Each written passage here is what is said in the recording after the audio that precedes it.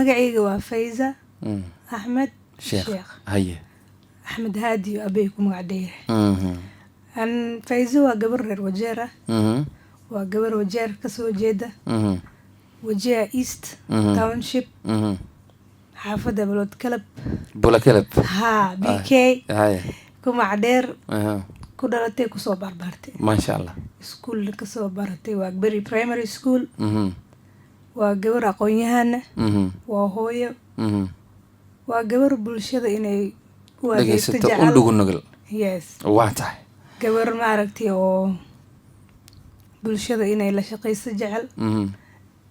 gabar u dhagan nugul dhageysiga bulshada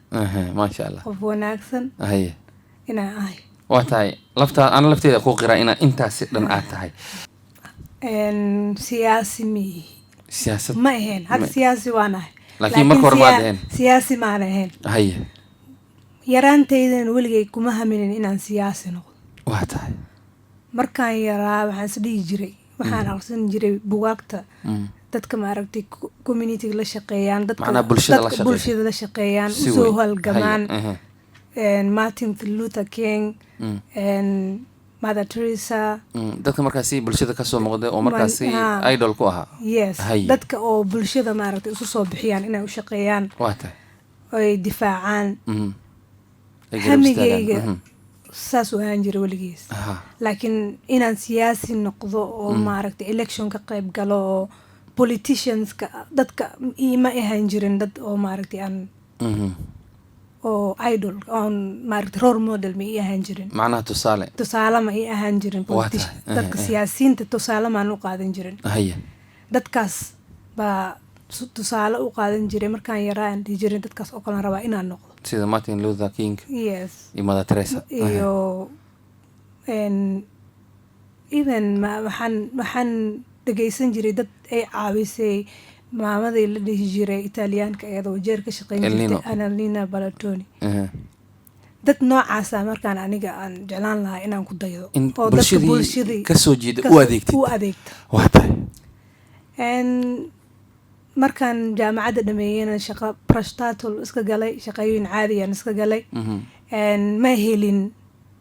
fursad aan community iyo dadka bulshada ugu shaqeeyo waa tahay finance and subi macnaha dhaqaalaha dhaqaalaha meel sare aan ka gaaray laakiin markaan aan xafiiska fariistay oo shaqada bilaabay ma ku qancin shaqadii kuma qancin still hami waxaan u qabay inaad bulshada ku soo laabto bulshadaada aad ka dhalatay xafiis dhax fadhi lacag xisaab macnaha waxa ku kooban waa diiday way qancin weysay si weyn marka aabahey Allah ya raxma ayaan la tashaday hamigeygana aabahey aniga hooyaday anoo yar dhimatay Allah ya raxma aabaheyna mar dhow dhintay Allah ya raxma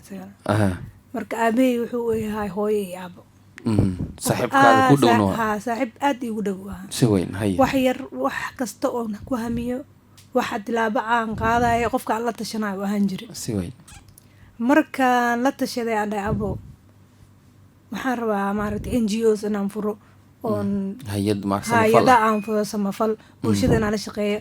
aan u soo bandhigay hal maalin aan fariisiyay 3 saacadood kaligiis presentation aan soo binaay macnaha asaad fahansiinaysay hawlahaada iyo shaqooyinkaada iyo hamigaaga inaan wax qabto inaan kaarigayga bedelaan rabaa markaan dhameeyay ariyo dhahay wuxuu dhahay abo intaan kulli aseegayso ma suurtagelayaan haddaa siyaasad waa la gelin macnaha haddii hamigan iyo riyooyinkan aad leedahay macnaha kuwa ma rumo waayaan ilaa aad siyaasad wax la geshid kow because intaan dhan waxay u baahan tahay lobbying waxay u baahan tahay inaad usoo doodaa inaad xafiisaha garaacdaa inaad inta martaa policy sharci inaad dejisaa inta inaad ka baxda u baahan tahay haye abu maxaan dhahay siyaase ma rabi haye siyaase aniga kuma qanacsanay mana rabi ha igula talinin waa tahay marka wuxuu dhahay wax kastaba siyaasaday ku salaysan yihiin macnaha noodistaana markaan fiirin ama caalami adduunka oo dhan si weyn siyaasada iyo ma aragtay hogaankana qalada laga fahmayo waxaa loogu talagalay in dadka loogu adeego waa sidaasoo ku dhahay leadership is service qofka hoggaan markuu yahay hoggaankaas iyo maaragtay ummadiyo dooranaysa iyo siyaasadanba waxa loogu talagalay waxaa qofka markii la doorto inuu dadku u adeego si weyn so dadkiyaa si xun ka fahmay ma ogi adeega bulshada hadda siyaasadii wanaagsan waa tan dadka loogu hago sida wacan loogu shaqeeyo ko so siyaasad muxuu dhahay waxba ha diidin siyaasad way fiicnaan kartaa waxaan noqon kartaa hoggaan oo dadkiisa u adeego sidii loo doortay iyo wixii loo dhiibay shaqadii loo dhiibay in dadka loogu adeego leadership service qofka markii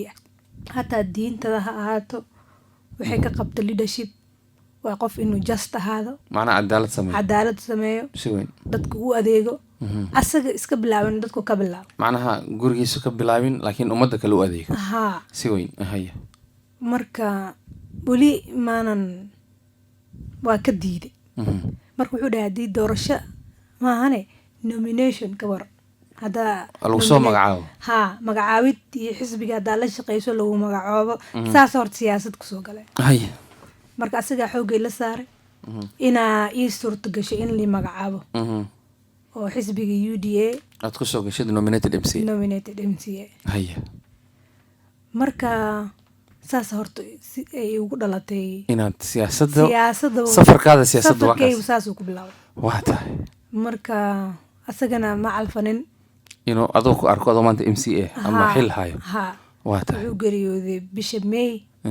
bisha shanaad taariikh 22 ee sanadkii tagay sanadkii 2022